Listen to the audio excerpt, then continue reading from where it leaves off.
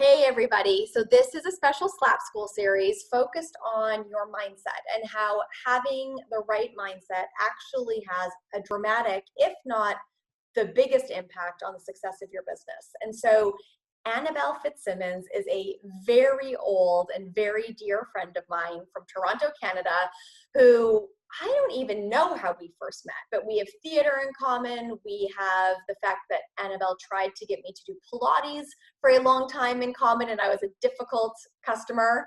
But Annabel has gone on to build a couple of amazing companies right now, really focused on mind management, which we're going to talk a lot about. And I'm just so grateful that we're going to get your perspective. So Annabel, hello. Hi, thanks for having me. So happy to have you. So can you just tell us a bit about you and your company and sort of how it came to be and what your theory is about mindset? How does that tie into the company that you built? Well, I've been in the health and wellness industry for about 20 years, teaching yoga and Pilates and meditation. And throughout my experience as a teacher, I've worked with corporations, lots of businessmen, businesswomen, execs, but also worked with movie stars and athletes. And what I've noticed across the board is that mindset has always had such a huge impact on success in any way, shape, or form, whether you're in business, whether you're in sports, whether you're working as an actor, whatever you're doing, mindset really does affect the way you live. Mm-hmm. And my business partner, Amy Brown, and I in mindmanagement.com, we had been working with a lot of corporations and different organizations, and we'd go in and we'd talk about meditation and the impacts of meditation and mindfulness on your business practices. And what we found was it's great to go in and do a lunch and learn, or it's great to go in and provide these tips and tools, but then how could people take that away and incorporate a practice into their daily life? Because the everyday person, we found they were having struggles figuring out how to meditate, how to practice mindfulness. It's great in theory, but how do I apply it to my everyday life? And we found a lot of the products out there were very hippie and woo-woo, and so that it just negated a whole bunch of the population. Whereas our practices are very simple, science-based, and we wanted to provide a service that people could access on their own anytime, and that it's straightforward. There's no woo-woo. I mean, that's great. And I love the woo-woo, but for the average busy professional, there wasn't a lot out there. So the gap's just too big, right? From their experience and their context to that, right? Yeah. So we decided to create, it's snowing outside. Oh my gosh. Sorry, I just totally saw snow falling down out the window. So we decided to create a platform that offers short, simple meditations. They're totally straightforward and accessible for busy people, busy professionals, and no nonsense language. And it's a digital platform. So that is a supplement to any corporations or companies that we work with. They can then go on to subscribe to our platform. Individuals can subscribe also. And we do a lot of digital custom meditations and mindfulness practices for people. So Amazing. That is how we got to where we are. And our whole concept is there's a lot of things that we can't manage, but we can learn to manage our mind, hence the name Mind Management. Very clever. So it's interesting because I think that, thankfully the world of health and wellness and business are getting closer to each other. For a long time, Agreed. They were so apart. And I think you and I both have in common that we, can handle the woo and we can handle the business. But I think I certainly experience the fact that whenever I can get them into alignment, I'm the best version of myself, right? If I'm too far woo and not in sort of action, that doesn't always serve me. If I'm too much in my head and in action, and don't have enough of the mindfulness and the woo, then I get off track too. So what do you have a unique ability to sort of comment on the intersection of those. What do you think for a business owner who might say, meditation, I don't have time for it. That seems crazy to me. How could that actually help me? What do you think, if you could speak practically to a business owner, what are the benefits of using something like meditation to manage your mind? What does that even mean, and why is it important? Because I'm sold, but how does someone Yeah. else understand? No, it's a great question. There are really clear, direct applications. I mean, one is productivity. The science behind what meditation and the practice of meditation does in terms of training the brain to be able to focus, concentration, keep directed at one thing. That's a great benefit of a meditation practice. Also, the ability to improve your sleep. Sleep is really powerful and important physiological thing as well, but also in terms of clear thinking, energy, focus. If you're having trouble sleeping, meditation and mindfulness practices are proven to help with better sleep, deeper sleep, and quality of sleep. Positivity and mindset, really. The ability to, I like to meditate in the mornings, and for me, that's a great way of prioritizing. And I call it like the flushing of the extraneous thoughts that distract us from our everyday and get in the way of us achieving goals or working on what's right in front of us and what's necessary right now. So there are many direct applications. Also, the way that meditation works with the brain, the more that you are able to bring your awareness back to your breathing, to what's going on right now, the more you train your body to be present, the more energy you have to get things done, to really be clear and have a direct focus on how you want to move forward.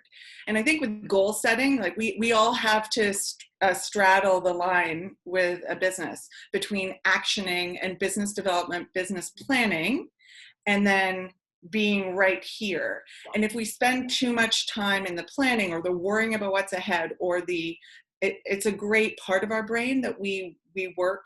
It's called the default mode network. It's the part of our brain that has memory and forecasting. Yeah. And it's fantastic because you can learn from your mistakes, but you can also goal set. But if we spend too much time in that part of our brain, we're not actively working on what's right in front of us, on being present.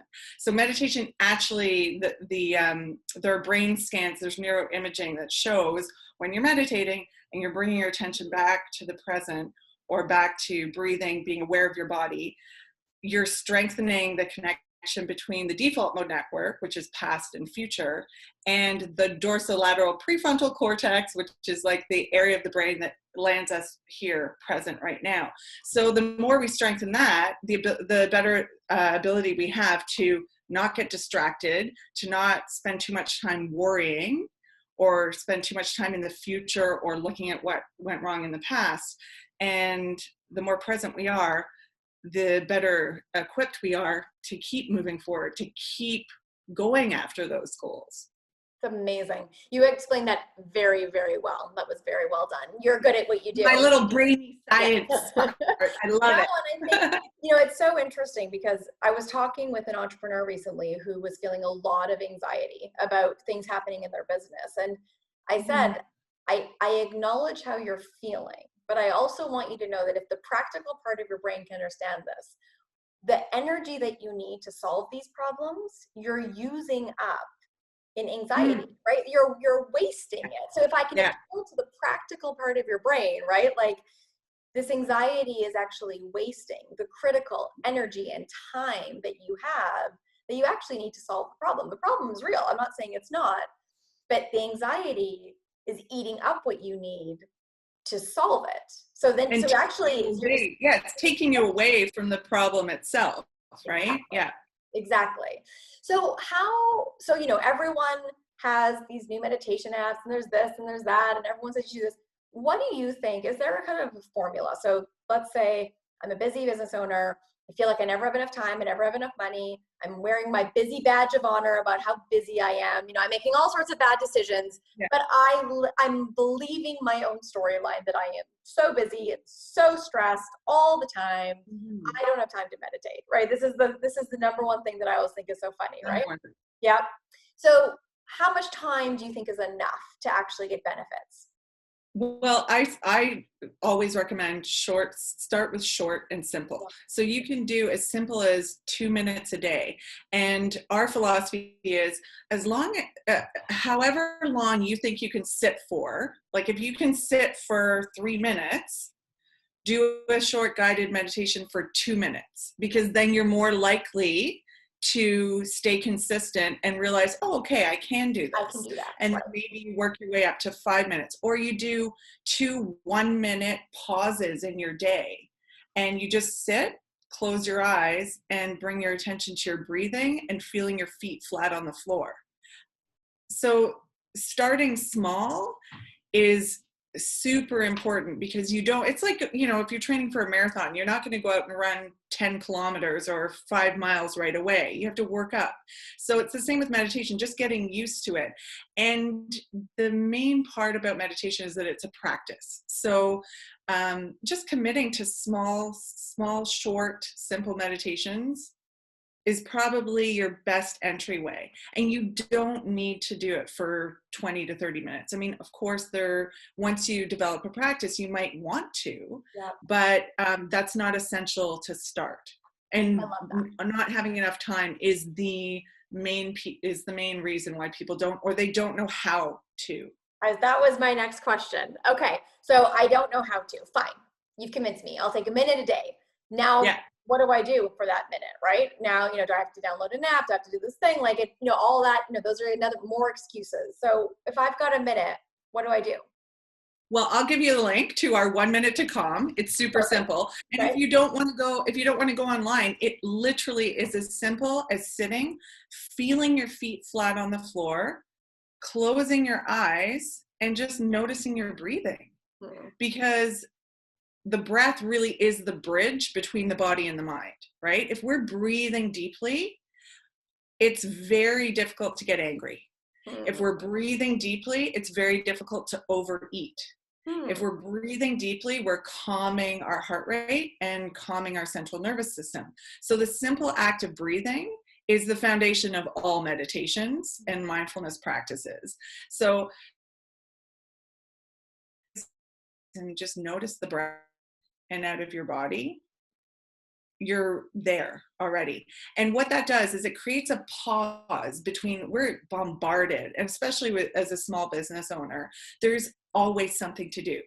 And this is, I was going to speak to you about this, in that in terms of carving out time or creating a mindset for yourself, the best way to do it is literally, and you taught me this actually, create white space in your calendar, and like put a note on your phone or in your computer to take a minute. And I guarantee if you take like 2 different times or 3 different times during the day, you take a minute and just connect with your breath, feel your feet on the ground, it allows us to regulate our emotions, regulate our thoughts, notice what thoughts are hijacking us. Yeah. Because, and I'd say, you asked me once, what's the most important thing you've learned in the wellness industry through your practices, through my training? And it is, we cannot control what's outside of us. There are so many things happening. The only thing that we have control over is our response and how we manage the thoughts that go in our head, how we manage the feelings that we process in reaction to what's going on around us. And breathing practices, mindfulness practices, meditation practices are a direct route to helping manage those functions in our brain. One of the things, I think you know this, I think many people know this, but I had severe anxiety growing up. I was homeschooled until grade 10 because my anxiety was so crippling. And everyone always asked me like, well, how did you get over it? And I said, well, I don't know if you get over anxiety. I don't feel anxiety very often anymore, but I think I just learned how to manage it. And I think that, without knowing it at the time, I learned how to meditate, right? My parents taught me a little prayer, God has not given me a spirit of fear, but a power, love, and a sound mind. And when I started to feel the anxiety creeping up, I would start just reciting, okay, no, I can feel it in my stomach. I know it's going to overtake me if I don't stop it. And I'd have to pause, and I would just sit. I'd sit with myself, I'd put my feet on the floor, I'd close my eyes, and I would just say it over and over and over again until I had sort of calmed my system down. And it's funny, just recently I was thinking to myself that I'm working too hard. I'm losing some of my habits that I know are really important. Um, and it's not complicated, right? I think people feel like there's going to be this big magical big thing they're going to do to change their life, or it's going to be so hard to change their life. And the thing about that stupid phrase, right? How did I overcome anxiety? I didn't. I just used the same phrase over and over a million times, and I learned to manage it, right? What's going to help me get back to my best version of myself when I'm overworking and doing too much and not being my best self? Pausing for 2 or 3 minutes a day, and coming back into my center and calming my system and letting my best version reemerge and not living in my crazy. And so, I think it's so encouraging. I wish people knew that. Like, if you're looking for one big magic wand, that doesn't exist. Yes, that's exactly it. Right? It doesn't have to be hard either, though. Like, it is just a little bit of action on a regular basis that can literally change your life forever in a massive way. And as you said, it's not going to take away. I mean, people say, how do I know when I'm a successful meditator? Right. And I said, it's not, as you said, it's not a magic wand. It's not a magic pill. It doesn't make me calm all the time. That's another misnomer. I mean, ask my children. I'm not, but what it does do is it allows me to return to a place of calm more quickly. And as you said, your anxiety hasn't gone away, but you've been able to separate yourself from the anxiety. And I think that is a very important fact to be aware of with meditation. You are not your thoughts. We are not our thoughts. They are like clouds passing through the sky. If we attach weight to them, then they become us, right? But we are not our thoughts. And if we can just acknowledge our thoughts, see where our traps are, because we all have self-sabotaging traps. But the more aware you are of what's happening in your mind, in your body, the better equipped you are to make the better choices. As you said, let the best version of yourself come out. It's funny. That makes me think, I haven't thought about this in a long time, but I used to describe my anxiety like a burlap sack, where, people who know me now and knew me then will be like, well, what happened to you? You're so social and outgoing and you travel and all these things. And I say, no, I was actually always like this. Like, if you talked to my immediate family who knew me as a kid, when I didn't have anxiety, I was full of energy and life. And I'm still me. My anxiety muffled me. It was like this burlap sack that came over top of me and muffled me being my truest self. And I used to say that the analogy I used in my brain was, oh, the burlap sack is coming. I've got to get it off.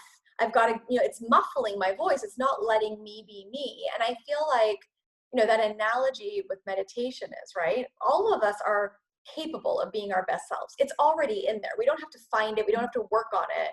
We just have to unveil it, right? We have to give ourselves enough space that best version can come out. And I feel like, whether people struggle with anxiety in a serious way or just the regular busyness of life and getting stuck in bad habits, like, isn't it such a relief to think we don't have to fix ourselves? We just actually have to connect with ourselves and just let ourselves out, reduce the crap that's in the way of our best selves, I think. Yeah, it's the flushing, right? The flushing of the extraneous stuff. And I mean, it doesn't mean you're not going to feel less. Like, I still feel fear. I still feel frustration. I still feel anger, but I can acknowledge it and know that that is going to pass and that is going to go through and I'm going to come out the other side, and I can choose what thought to take me through to the other side of that. Actually, I have never thought of it this way, and you tell me if this is a bad way to think about it, but the way you're talking about it, right? It's almost like meditation is a skill. It's, it's a tool in your toolbox, right? I think that tool. Yeah, because so many business owners think of meditation as, oh, you want me to get all spiritual and woo-woo. No, actually, right? It's not about you having to become a different person. It's about having a tool that you can use when you are feeling unfocused, stressed, pulled in too many directions, to ground yourself. And who could argue that we all want to ground ourselves? Yeah, and to see clearly, Yes. okay, this is what's happening right now. And I know, especially as a small business owner, one of the big challenges is carving out time for yourself physically, mentally, and shutting off, shutting things down. And that I experience that challenge all the time. For me, meditation allows me, and it's back to the pause. It allows me to just take a moment, okay, refresh. What is important right now for my business, for my health, for the rest of the day, for my family? What do I need to get done today? And what is just excess thoughts of me putting pressure on myself, or I'm not doing enough, or is it my perfectionism coming in? Just taking that pause for myself mentally. And then also it allows me to get in touch with my body. I'm like, oh, okay, I need to go for a walk, or I need to go for a run. I need to move a little bit. And it's a reset of your mindset, which is so simple. And as you were referring to, is a tool, a directly applicable tool that we have. A lot of organizations are starting their team meetings with our 1-minute meditation, I love that. because it gets everyone in the same frame of mind, everyone in the same space. We spend so much time in our heads. Just connecting with our bodies and breathing is a gift and a tool. It's funny. I'm literally like feeling calm, literally talking about it. I feel, it's like I feel like I'm decompressing just thinking about, oh yeah, like that feels nice to just even think about that. Okay. 2 more things before we finish. The first thing is, you were just talking about, the ability to get to clear thinking. One of the things that we see is that a lot of small businesses are working so hard, and they are so tired and burnt out and pulled in a million directions and are running around like a sheep with their head cut off, that they're not actually living up to their full potential because they're not thinking clearly, right? You can't sort of operate with clear thinking when you're living in sort of that level of frenzy all the time. And the myth that so many believe is that, well, if I work hard enough, then it will be okay. Yeah. I believe that if they work half as hard, half as many hours, but with that level of clarity, their effectiveness would go up. Do you have any anecdotal or statistical information about, what's the difference between operating from a clear mindset and what the impact that has on your effectiveness, not just your mass productivity, but the ability to get good work done? Well, I equate it to a filing system. So like if you think about the old school filing system with drawers, and there's just paper stuffed in there and it's overflowing and it's not organized well, it's really inefficient. It takes you twice as long to look through and find something. Whereas meditation and mindfulness, it allows you during the pause to file the thoughts. Okay, that's important. That needs to go in that important folder. This can wait until I can address it later because I can't do anything about it now. So, I mean, I referred earlier to a flushing of the extra stuff, but when our mind is full, we can't think clearly. Yeah. On the flip side of that, a lot of people think, oh, I can't empty my mind. My mind will never be clear. Meditation isn't about clearing your mind at all. It's kind of like, the Marie Kondo, the Marie Kondo phase. I call it Marie Kondoing your mind. You're getting rid of the clutter that is actually holding you back from being your most effective, efficient self. So it's like you're refiling your mental system. So you're like, oh, this file, I'm going to get on this, and I know exactly what I need to do. My action items are here. And it also gives you more energy. Like, you know what it's like if you're looking for something in your house that you can't find and you spend all the energy looking for it, by the time you find it, you're like, but if you know, okay, you go directly to that thought, that action, and move forward with it. So it's a great way to A, prioritize, B, have clarity of thinking around what you're working on, and to let go of, as I said earlier, the expectations that come along with things that we're doing, or judgment on, am I doing this right? All of that extraneous stuff that slows us down. Meditation helps us, focus, refocus, and we're always doing it as like we have to. We're humans. We're designed to think. So how we use our thoughts is the key. And the more you practice it, mindfulness itself is the application of the benefits of meditation to your everyday life. So if you're practicing the tool of meditation, you'll notice throughout the day, oh, I just need to take a few deep breaths. Or walk away from this problem for 30 seconds and then come back with a fresh perspective.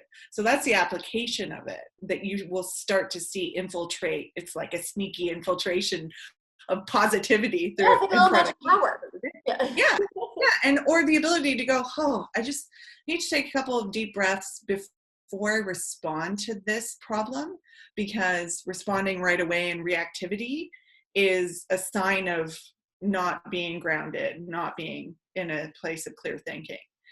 So those are, those would be the main things that I would speak to in terms of how we get through the day. But we also do need a little bit of stress. Like the stress, there's positive stress and negative stress, right? We need a little bit of stress that gets us like going, and that actually, a little mood, right? A little stress.